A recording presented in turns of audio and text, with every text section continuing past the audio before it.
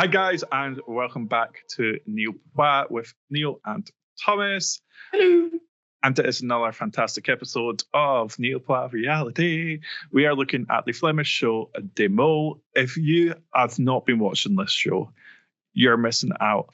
Yeah. You can get caught up. What have you been doing?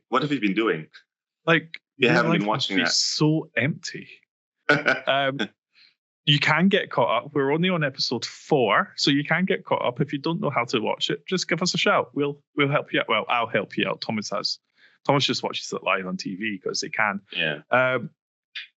We're on to Aflevering VR. Yes, episode 4. I'm trying to impress Thomas with some Dutch skills, but I don't think that's... you pretty much nailed that one. Woo! Okay. Well done.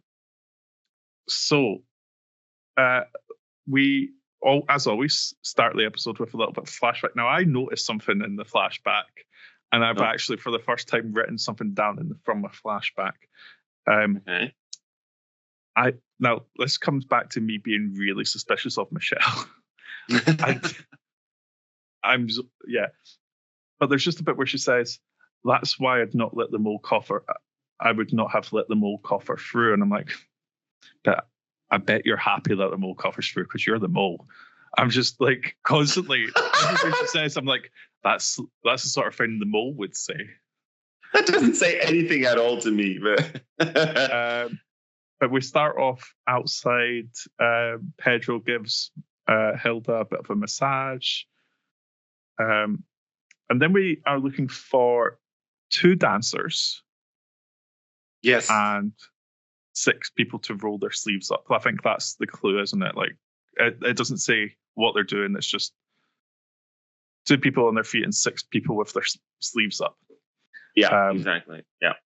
The only one who I really noticed who was really vocal about what they wanted to do was Hilda. Hilda really wanted to dance. Yeah. Yeah, she did. But other than that, we don't know. So Hilda and Sarah go off to dance. They learn a traditional Thai dance, and they're masked.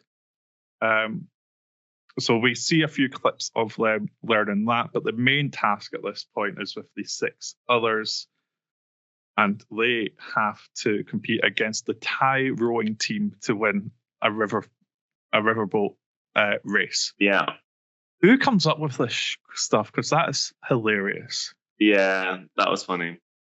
Now, of course, that doesn't sound like a very fair fight. 8 leading athletes and 6 contestants. You know, that's not really fair. So they are given the chance to get some reinforcements and some head start time.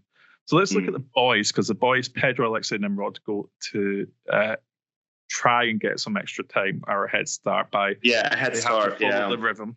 They have to follow the rhythm of some Belgian songs. Was that first Belgian song not a Eurovision song, or am I getting confused? I'm trying to remember which one it was, but I don't think it was, because I think it was Schlager. Okay, anyway. I don't think it was. I don't remember the songs, to be honest with you. I've actually just watched it on Sunday night, and I already don't remember what the songs were. This is why I've got a mole coffer. You do not have a mole coffer, you have a mole bookje. You know what? See, I don't do it. I don't. Look, if you want to be a dick about it, then get your facts straight. Yeah. This was really bad for the boys. It was, but then at the same time, have you ever been listening to a song and you're singing along, and then you pause it for a couple of seconds to see if you can keep the pace and keep the beat, and then you press play again, or you mute it? You don't pause it, you mute it, and then you put it back on and you realize, oh, I'm totally off beat here. Mm-hmm. It is a lot harder than you think. It's harder, but I think it's possibly a really good place to sabotage. Oh, yeah. Because you can do it subtly. Because what was it like? Was it how many meters head start was it that they got with each? 20 meters for each. 20 meters. So if you have a 750 meter competition, and you have 3 options for a head start, that means 60 meters. that's already a good advantage, especially if you have a bunch of people who've never rowed before going up against professional rowers, or kayakers, whatever it was. So yeah, there was definitely a lot of possibility there to sabotage the whole challenge. But they were all just bad instead, so you can't even really tell if anyone was trying to sabotage it because they were just terrible. Like, well, I mean, so basically the two girls, Michelle and Else, I think it were, had to try and. Oh, I mean, at the keeping time, they were all terrible. It's difficult to see if any of them were actually sabotaging. All three of them, yeah. But you know what it is when one person is offbeat. Say that you're the mole, and you start singing along offbeat, or you start drumming offbeat.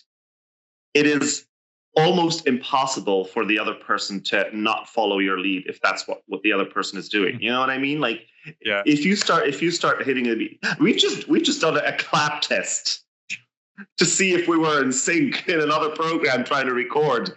If we were to clap like this the whole time and I go off beat, it would be very hard for you to keep the right beat. You would just start following me, or I would start following you. I think so. I wouldn't necessarily say that they were all bad. I think it's just one person, if the mole was there, could have just very easily started off wrong and then have the rest of the crew. Yeah. One person later on in the episode questioned why Alexi did so bad, because apparently they do a lot of music stuff. I can't remember who said that, but they were surprised. I think Alexi said that he had played the guitar as a child. But like a long time like ago. That, no one, right? That's nothing to like worry about. Like, I just like, oh, someone said this.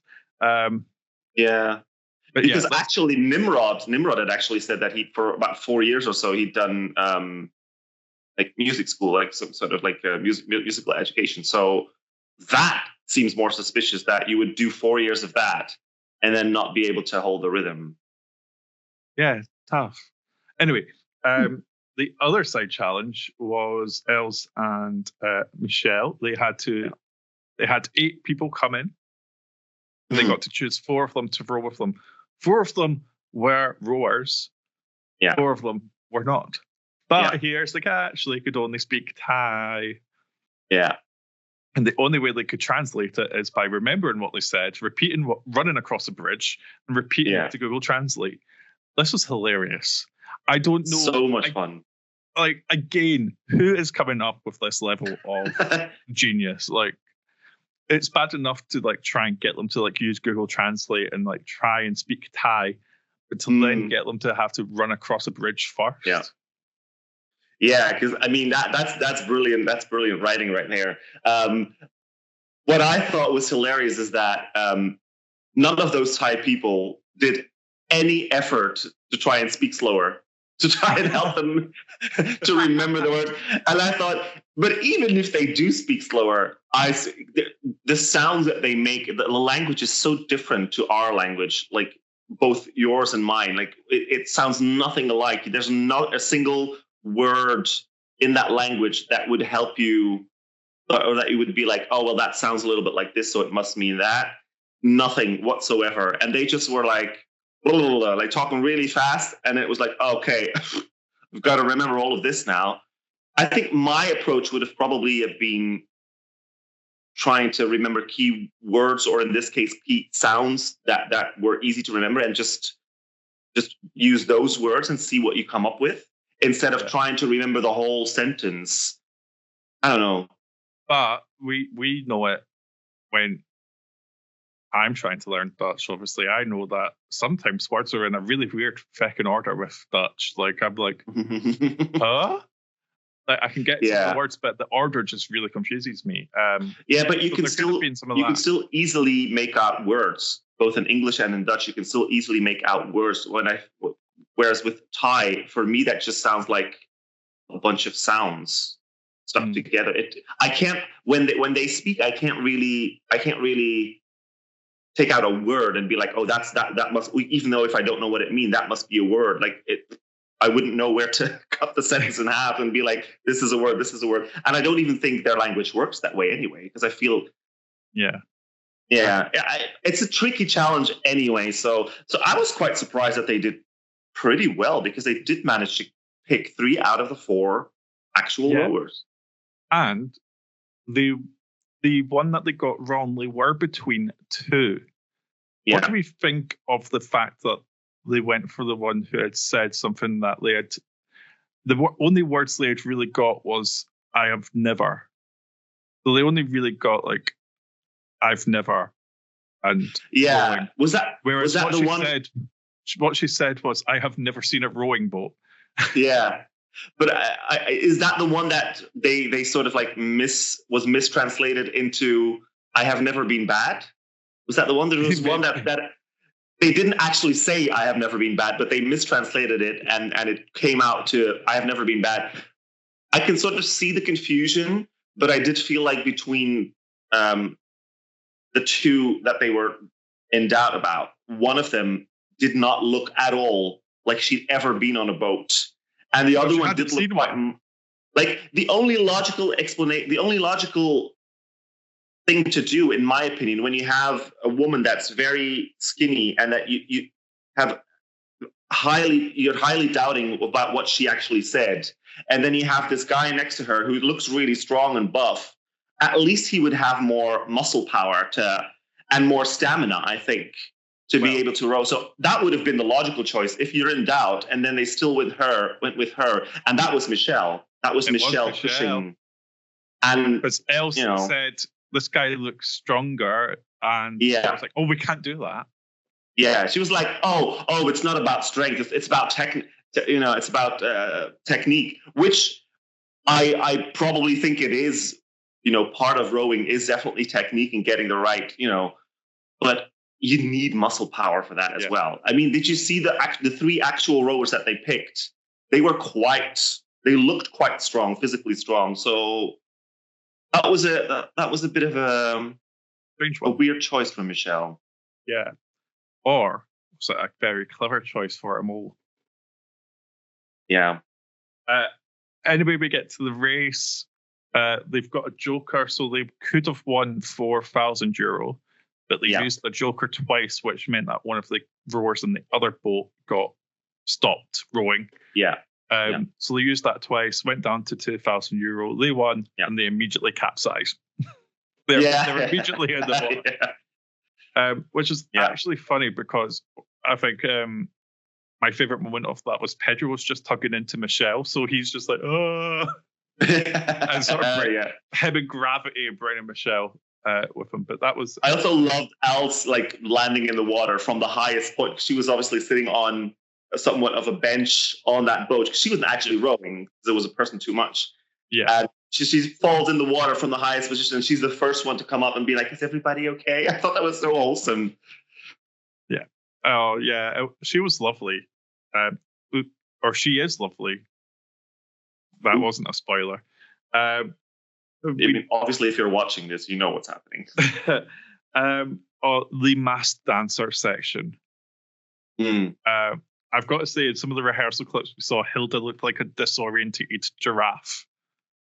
Just like she was like doing that the whole time. I mean, to be fair, she was supposed to do that head thing because the teacher was doing it as well. So it's just sort of They look a little bit like an ostrich.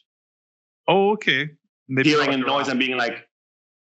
So that's what I was getting from it. Is that your ostrich? I would be good at that dance. Yeah, I would be good at that dance. Well, I thought they all did a good job on the dance. So the idea of this was they could each have won €1,000. That's Sarah and Hilda, by being undetected by the jury. Now, the jury was the 2 boys who were doing the music bit with Alexei, Pedro, and Nimrod. So they weren't like classic dancers. No. Because I thought it was going to... I was like, a dance jury? Like, surely that'll like stand out like a sore thumb. So they have to choose 2 of the many dancers on the stage. They immediately choose Hilda. And then they choose someone who is one of the actual dancers. So Sarah got undetected, earning €1,000. But then the jury say something. I love that moment. Written on the back of Hilda. Yeah. I loved that moment where they were like, because obviously like the all of the dancers had sort of like a Velcro patch on their back. And I don't know what the dancer. Original, it said dancer or something in Thai. And apparently Hilda's patch had been replaced with another patch that said fake. But when the jury said, oh, number 6 has a fake on her back, I was like, huh, has fake on her back? Like, I wasn't following. And then it was only then when it hit me, ooh, the mole cover. The mole switched the patches, that devil. It was such a clever thing. I literally went like, oh my God. That's when I texted you on Sunday night. I was like, oh my God, that bloody mole cover. I swear to God, it's brilliant. And it raises such a doubt because we've got clips of all of them looking at the outfits. I do have a feeling that Hilda could have possibly done that to herself. You're so in the tunnel of Hilda. She could have. I mean, that would have been the easiest bit. However, everyone was there. Everyone was there when they were looking at the outfits, so it would have been tough to sneak it. I think. But you can hear Velcro. The others.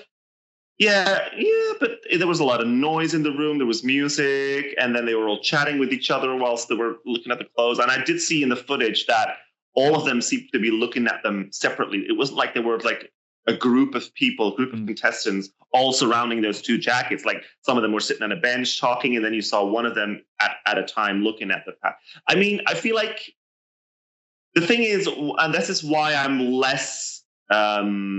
I think Hilda has definitely, for me, become more suspicious over the last couple of weeks. So I think she could be the mole. But the reason why she's not at the top for me is because in this challenge, I feel like there was less opportunity to sabotage apart from sabotaging your own dance, which was just half of the money.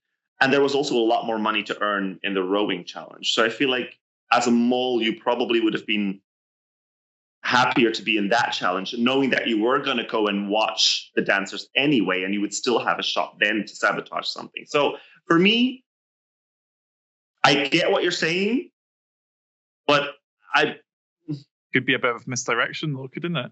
This is the thing with this program. We have no clue what anyone's doing at any. You have no clue. Fantastic. But what you do know from the past is that, and that you see this because at the end of every season you get an episode where the mole explains all of their sabotages and what they did, where, and how. And one thing that always comes up in these discussions between the mole and the production team is try and get into this challenges, trying to get yourself into that challenge because that's where you can do the most damage. That is something that always comes back, and that's why I'm always thinking, if I were the mole, where would I rather be? Which doesn't mean that you always get to do the challenge that the mole wants to do, because obviously you can't be too obvious about it. But I just feel like there was more sabotage opportunity in the rowing challenge, in my opinion. Okay. Do we have any suspicions from this challenge overall before we move on? I'm still on Michelle. I'm not going to lie. I'm becoming a bit. That was definitely, the choice between the girl and then that guy for the rowers. That was definitely an odd choice from Michelle, and that's not the first time she's done it. Because she was also the one when I think it was the first episode or something when they were talking about each other's hobbies and they had to remember things. Stop talking. She was like, "Oh, we don't want to hear about that topic. Move on," and then that happened to be the topic where the question came from. So that's the second time that she's done that. So she's definitely done some weird things. In the rowing challenge itself, I feel like the rowing itself is very hard to see any sabotages because they're all in a row and they're doing their thing. Yeah. You could easily sabotage by rowing slower or going a little bit against, you could do that, but you wouldn't really see that on TV. So apart from Michelle, that's really the only thing in that challenge that really... And Hilda was just bad at the dance. She was just not good at it, which, in all fairness, I would have probably been worse So I think that even without that fake tag, she probably would have been called out, because you could tell from the moves that she was making that she was not doing it the way that it was supposed to be. Even I was like, oh, that must be Hilda. That's Hilda. And I think also the other contestants were like, the other candidates were like, but they were doing it right next to the jury. They're like, is that Hilda? Just before we move on to the next stage challenge, they got to enjoy the Festival of Light. I very much enjoyed, someone said, Ghent festivities of Bangkok. And then Giles bought Elsa balloon, and had to ask for money and said, "Thank you, Papa." She called him Papa. So cute. The next day, they're in the car. They're driving and singing along to Akon, and then immediately end up at a temple. I thought that was such a good segue. Very polarizing.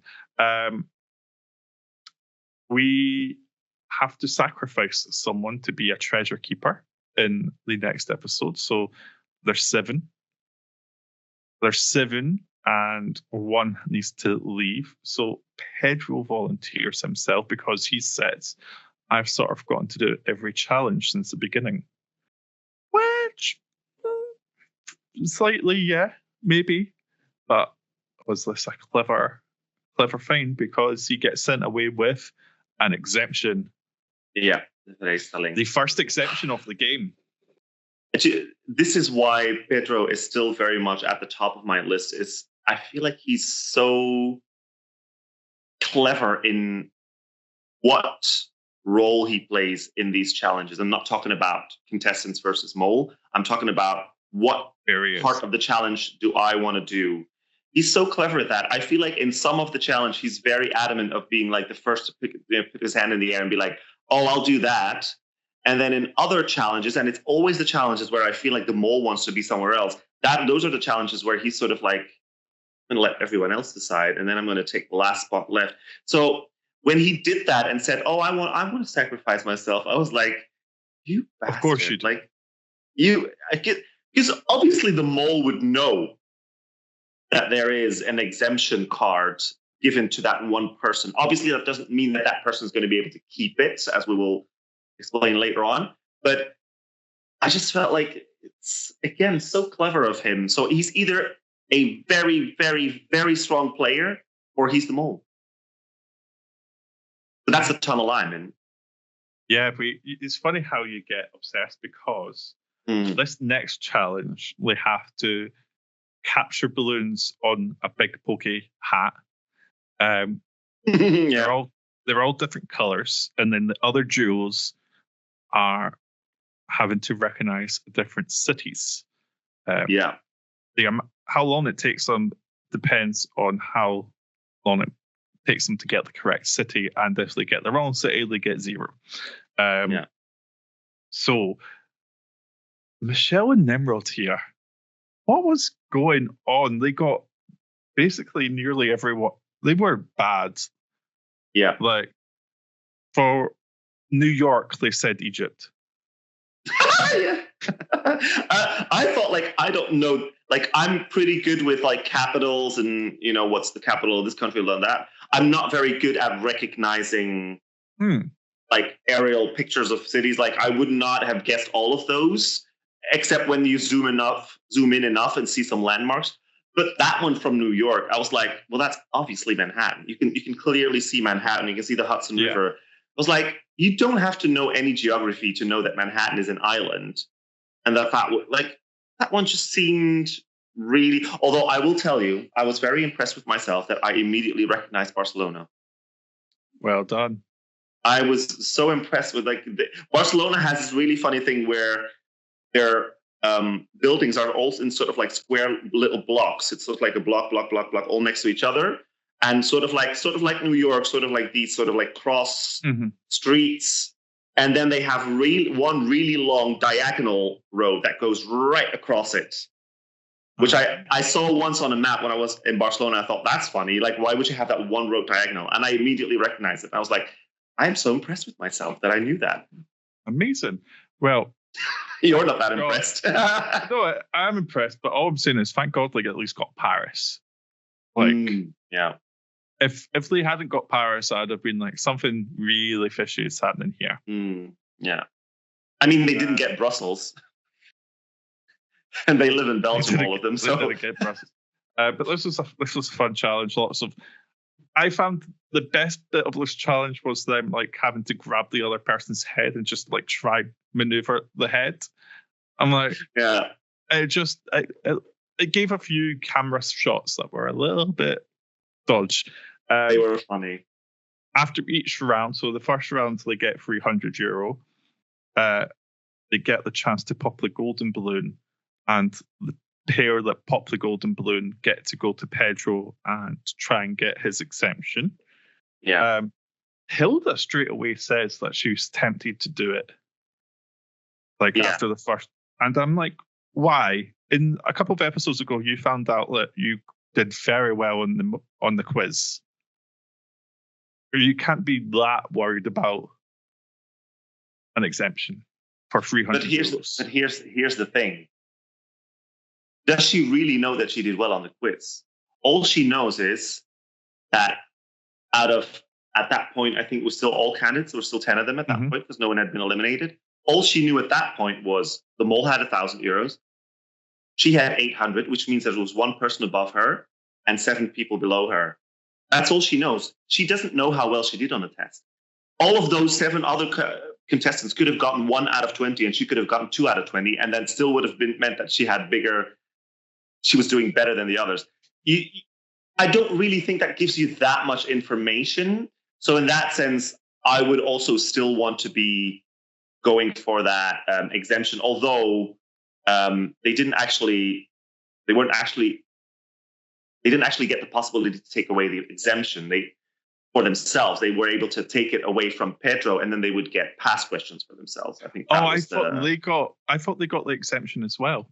No, they could take away the exemption from Pedro, so he would get nothing, and then the pair taking it away would each get 2 pass questions, I think, or 1 pass question. I think that was the.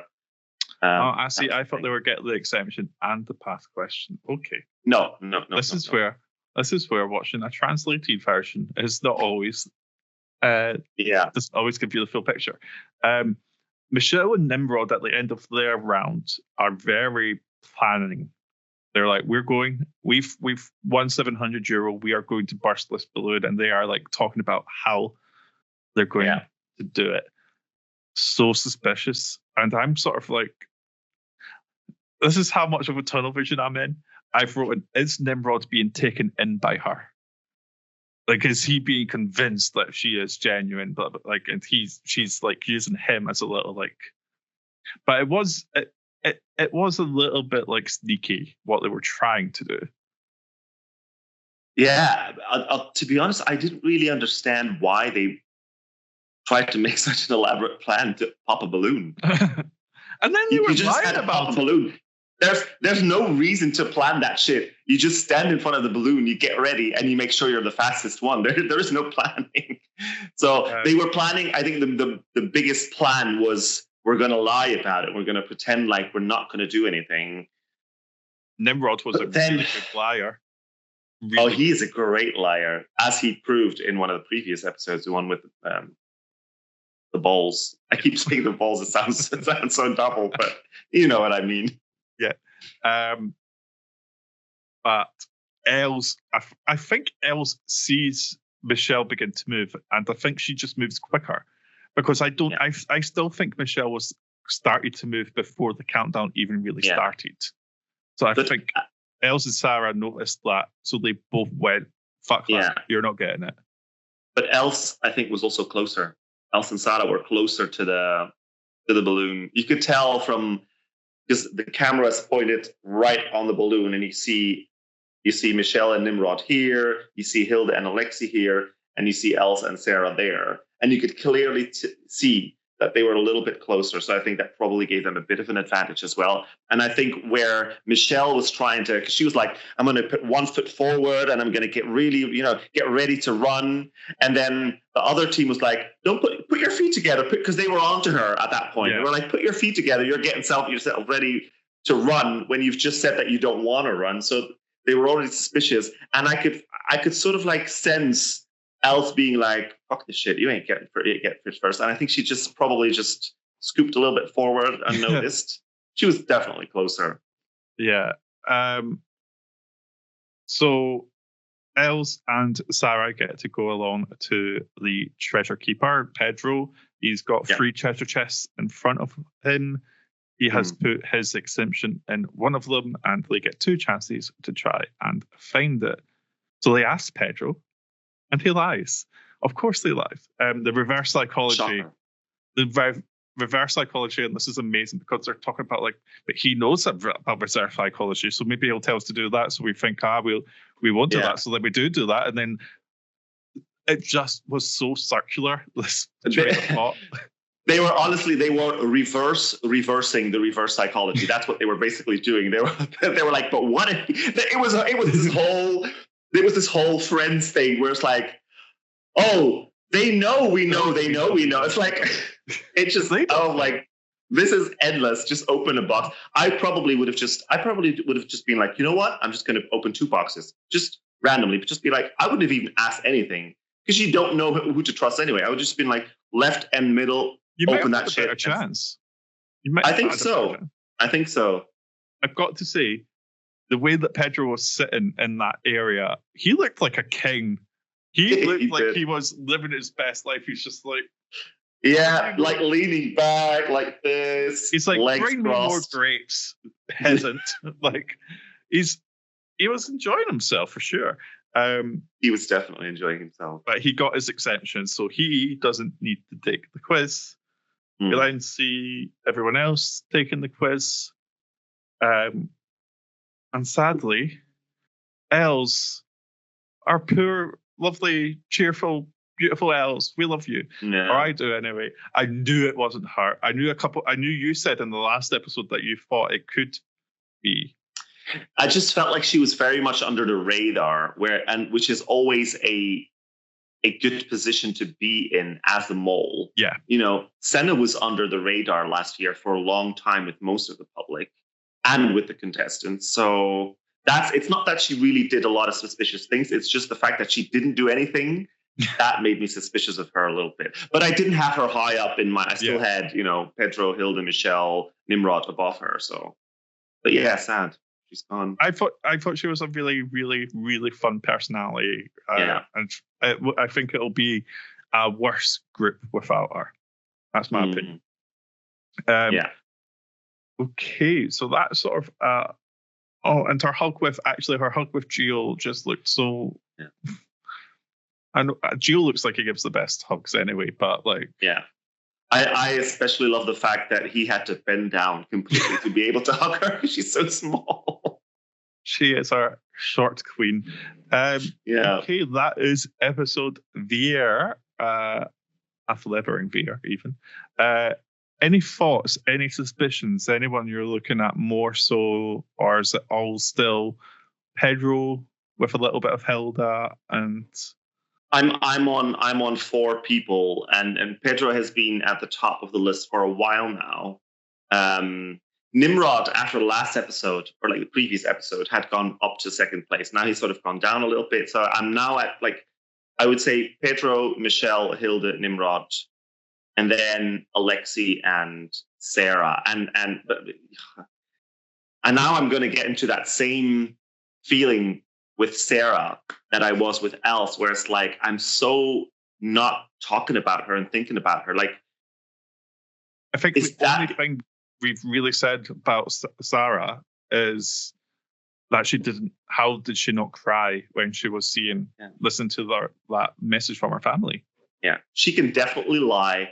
And then at the same time, if you're thinking about, especially in that last challenge now, where does the mole want to be? I mean, obviously I talked about Pedro and how that was the ideal position for him. because that's where all the money that has been collected in the balloon popping thing, that's where all the money gets either validated or gets lost. So that's where you want to be as mole. But, obviously Els wasn't the mole, but Els was there with Sarah. And I was like, she was in the right spot. And Els and Sarah only returned €300. Exactly. I do think more of that was to do with how bad Michelle and Nimrod did the cities. Because 2 colours were worth nothing. Yeah. But yeah, it still wasn't the best. So maybe that is where the mole would want to be, to get the chance to be at both places. Who knows? Mm-hmm. Interesting. The point is, you don't know. You never know. Yeah. My main suspicion, as we know, is still on Michelle. Second place, Hilda. I am a little suspicious of Pedro and Alexi. And that's another one that's very under the radar. Those boys are sort of grouped together for me. Yeah. But I have this really weird feeling. I sound like the Welsh one, the actual Welsh one in this year's UK Traitors. I know you didn't watch it. But she's like, I just believe it's going to be a strong, independent woman. And I'm kind of in that mood. Like, I'm just like, I think it's a woman. I think it's a woman, and that's what I'm going with. But yeah, Michelle, everything she does just becomes suspicious to me. And I'm just getting in this. I think what she does, I don't think she's too obvious in what she's doing that can ruin the game, but she is doing things that ruin the game. Hilda is similar. Pedro is always in the right place at the right time. Nimrod is a great liar. Alexi tends to do nothing, but when it does do something, it turns out bad. I feel like Hilda is the one that is, out of all the contestants, when things go wrong with Hilda, she's the one where it's the most obvious sabotage, where it's like, I still think that there is a possibility that Hilda is just that one person in the group, and there's always one that's really fiery and really like, we're going to do this, and then fucks everything up just by being clumsy and just by being an idiot, really. Mikael last year. It was him. But, there's always one in the group that's like that. And I feel like she is very suspicious, but she could also be that. Yeah. But clumsy is the right word. Who do you at home think the vote could be if you're watching? Let us know. Who do you have suspicions on and why? There's only 6 left, which is absolutely crazy. Going fast now. I know this is only episode 4, but what? Where did that happen? But this is another fantastic episode. Oh, brilliant. I love this show so much. But yeah, let us know if you do want to keep involved and keep an eye on our thoughts on Demo. Go to, or don't go to niallpointsreality.com. There's nothing about it there. Subscribe, like this video, subscribe to this channel, and ring the notification bell. If you do want to know more about niallpoint, go to niallpoint.com. Go there at the end, babes.